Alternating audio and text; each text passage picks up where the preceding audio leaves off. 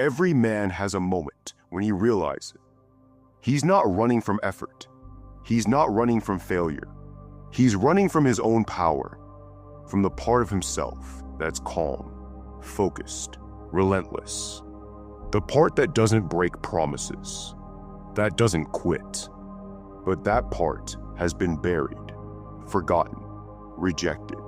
In this video, we're going to unearth him. And once you meet him again, you'll never run from discipline again. Because you'll understand, discipline isn't a grind, it's a return. Section 1. The hidden cost of self-betrayal. You probably don't remember the moment it began. It didn't start with an explosion, a breakdown, or some dramatic failure. It started in silence. One morning, you promised yourself something small, a task, a change, a shift, and then you didn't do it. At the time, it felt harmless. Just another off day, just another promise postponed. But deep inside, something subtle cracked. The kind of fracture you don't see in the mirror, but you feel in your bones.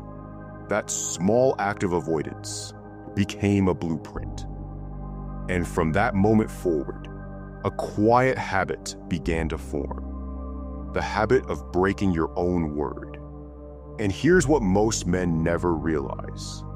That pattern doesn't just shape your results. It begins to shape your identity.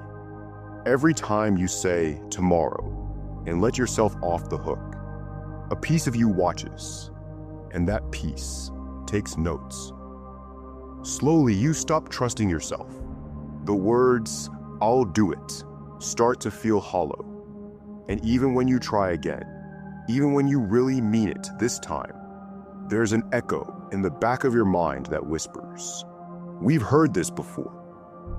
That whisper is doubt, not from the outside world, but from the version of you that's been betrayed one too many times. To everyone else, you might look normal, functional, maybe even successful on the surface. But underneath the performance, there's unrest, an internal war between who you show the world and who you know you could be. That war grows louder each time you abandon the plan, each time you scroll instead of act, each time you break the smallest commitment to yourself, not because it's hard, but because it's become familiar. You've rehearsed avoidance. You've trained yourself to tolerate the pain of self-disappointment. And now, when you make a new vow to rise, to lead, to build, it doesn't land because there's no weight behind it anymore. And this is where it gets dangerous. Not because you're lazy, not because you lack ambition, but because you've started to disappear, not physically, spiritually.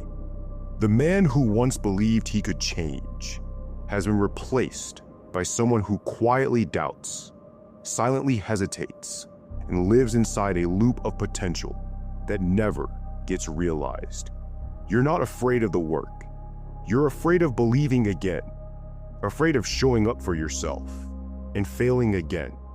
So instead, you delay, you shrink, you vanish. But understand this, discipline isn't just a behavior, it's a mirror. Every time you keep your word to yourself, it reflects back the man you are becoming. And every time you don't, that mirror shatters a little more. You lose clarity, you lose weight, not the weight on a scale, the weight of presence, of purpose, of personal gravity.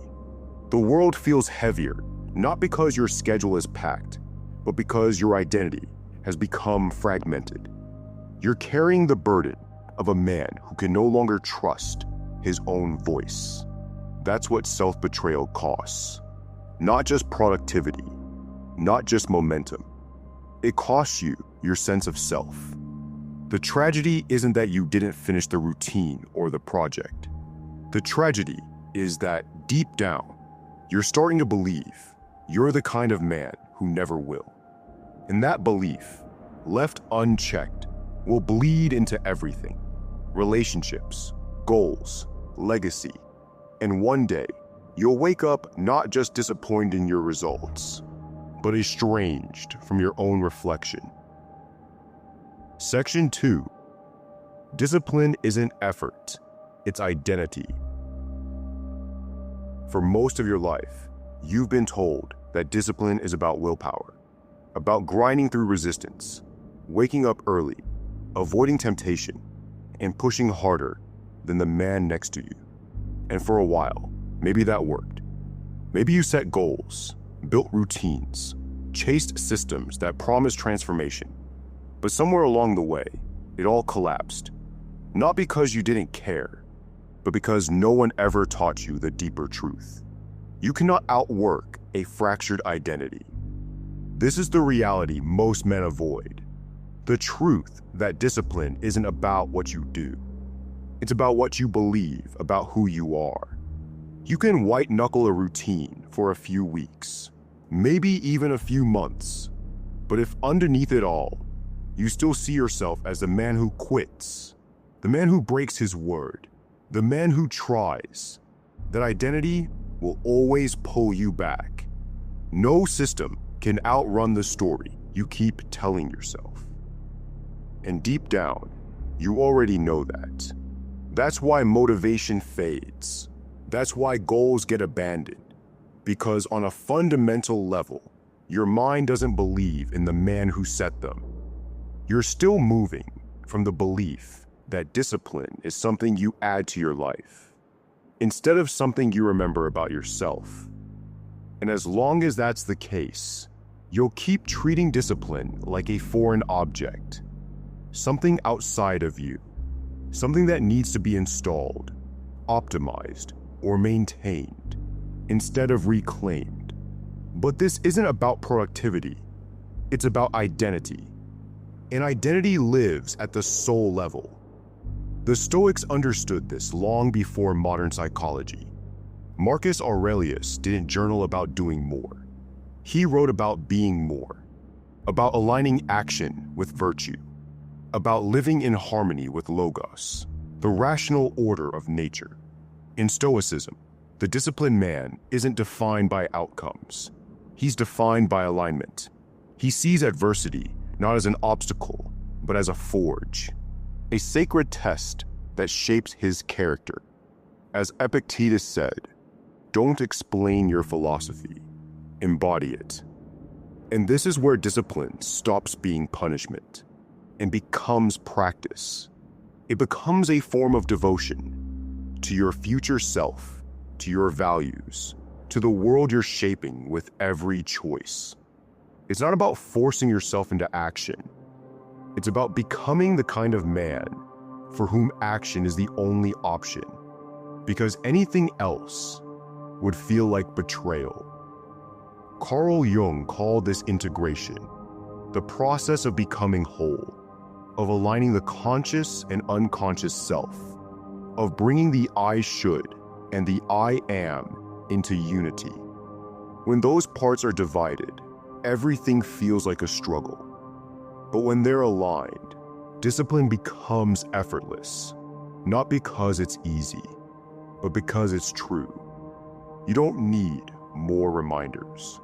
You need to reclaim the part of yourself that already knows what to do, the part you've buried beneath false stories, broken promises, and inherited shame.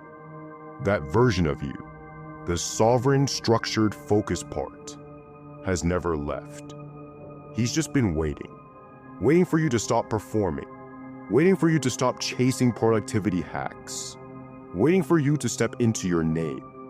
Because discipline isn't a grind, it's a declaration. It says, this is who I am now, not someday, now. And the moment you commit to that identity, not with hype, but with humility, something changes. The world doesn't shift, you do. And everything around you begins to reflect the weight of a man who has returned to himself. Section 3. The fracture and the fear of power. You didn't become undisciplined by accident. That a version of you, distracted, inconsistent, avoidant, isn't your nature. It's your defense, a mask you learned to wear when the world made your discipline feel dangerous. And here's the brutal truth. Most men never slowed down enough to face. You didn't stop building because you didn't want to succeed. You stopped because somewhere along the way, success got paired with pain. Maybe you were punished for showing initiative. Maybe you spoke with confidence and someone laughed. Maybe you tried to lead, to build, to create, and someone you trusted made you feel small. Maybe you started waking up early, eating clean, focusing, and your own family mocked the change. "Who do you think you are?" they said, and something inside you flinched. It doesn't take much, just enough repetition, just enough shame, and suddenly, your strength becomes your shadow. You begin to associate order with rejection, structure with failure, power with threat. So like any smart child, you adapt. You protect yourself. You tuck your power away and play the safer role. The easygoing one, the distracted one, the man who doesn't take things too seriously.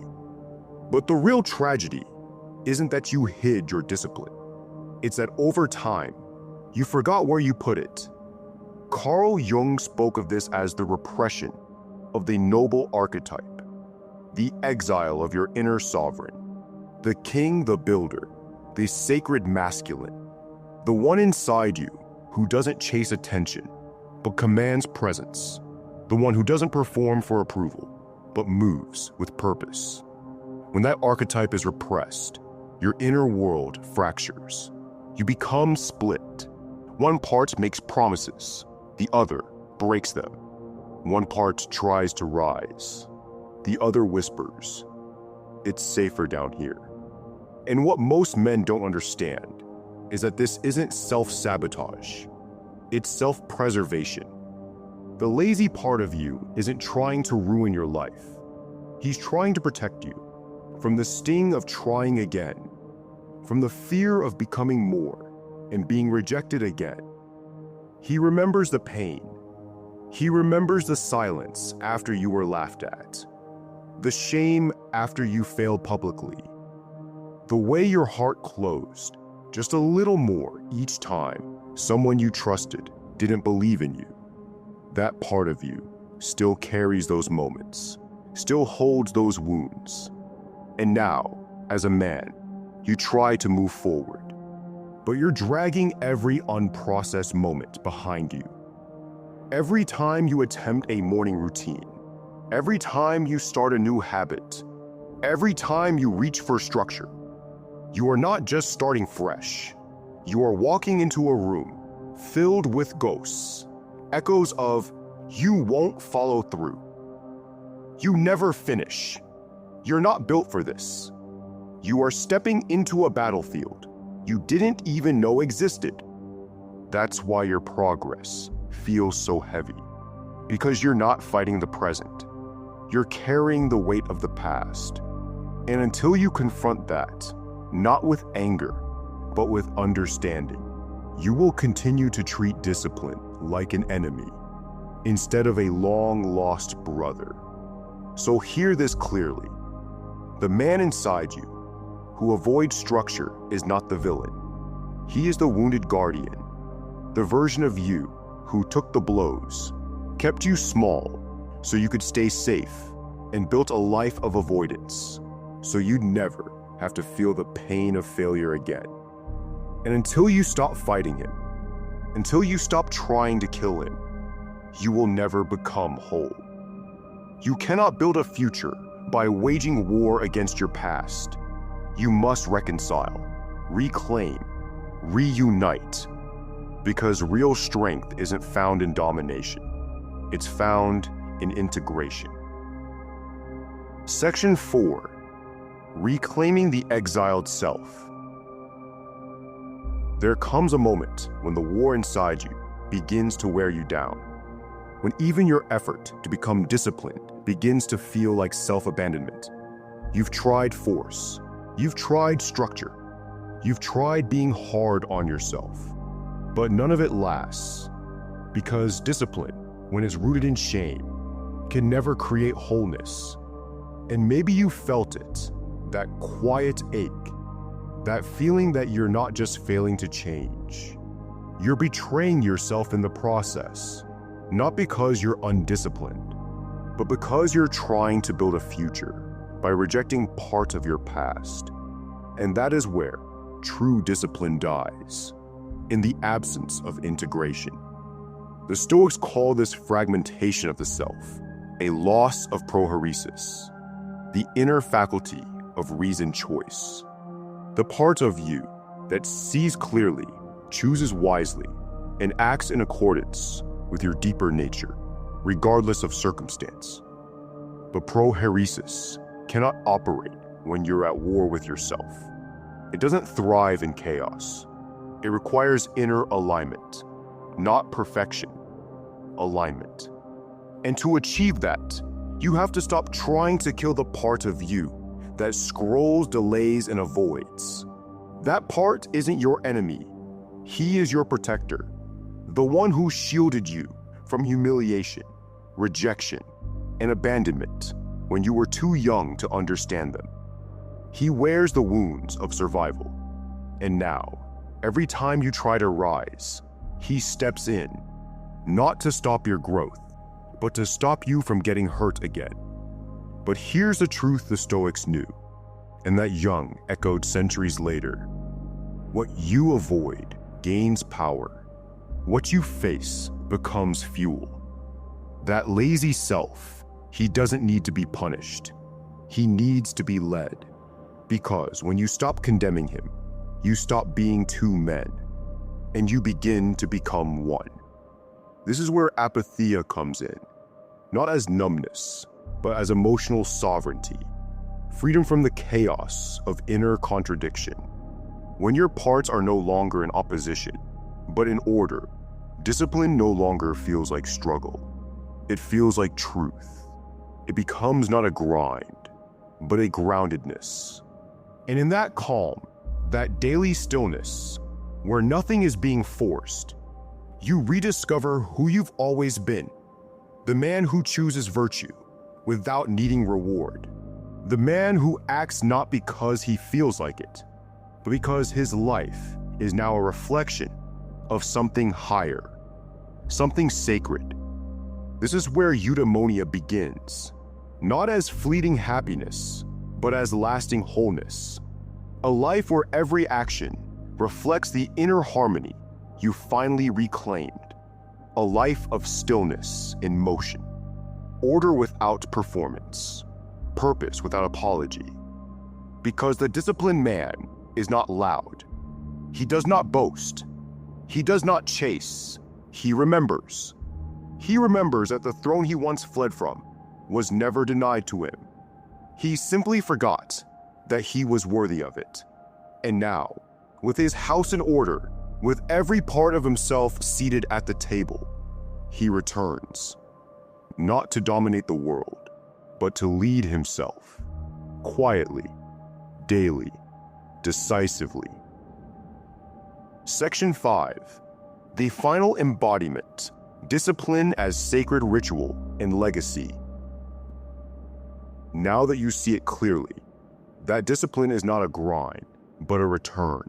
Everything changes. The war inside you begins to quiet, not because it's over, but because the terms have changed. You're no longer trying to kill the part of you that resists discipline. You're integrating him, leading him, and in doing so, you become someone new, not through force, but through embodiment. This isn't motivation, it's maturity. You no longer wake up asking, "Do I feel like it today?" You wake up and say, "This is who I am." And that changes the architecture of your life. You begin to build mornings that carry weight, routines that steady you, words that carry truth. You show up to your work, not because it's glamorous, but because it is the altar where you meet your future. And every small, consistent act of discipline becomes a message to the world. There is order here. There is strength here. There is a man here. The Stoics understood that we are not islands. We are part of a greater whole. Sympatheia, the idea of universal interconnectedness, reminds us that how you live does not stop with you. The energy you carry becomes a pattern others feel, and that pattern can be chaos, or it can be order. You're not just showing up for yourself anymore. You're showing up for the people you will one day lead, the people who will never know your name, but who will benefit from your structure. The child who watches you rise without complaint, the partner who feels safe in your stability, the younger men who feel your quiet strength and say, "That's what I want to be." That is legacy, not what you leave behind when you die, but what you give through how you live.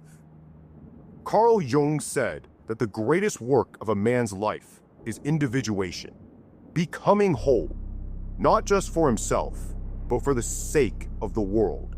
Because a fractured man cannot guide anyone, but a man who has remembered himself, a man who has reclaimed his strength and forgiven his past, he becomes a lighthouse, a reference point, a stabilizer in a chaotic world. And that's who you're becoming now, not because it's easy, but because it's required. Discipline at its highest level is no longer personal. It's intergenerational.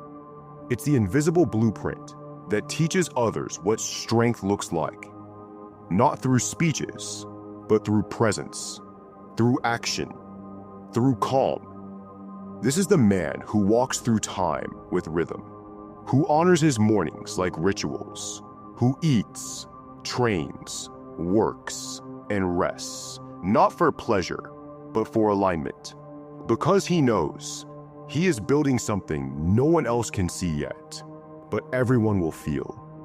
And in this way, discipline becomes more than a behavior.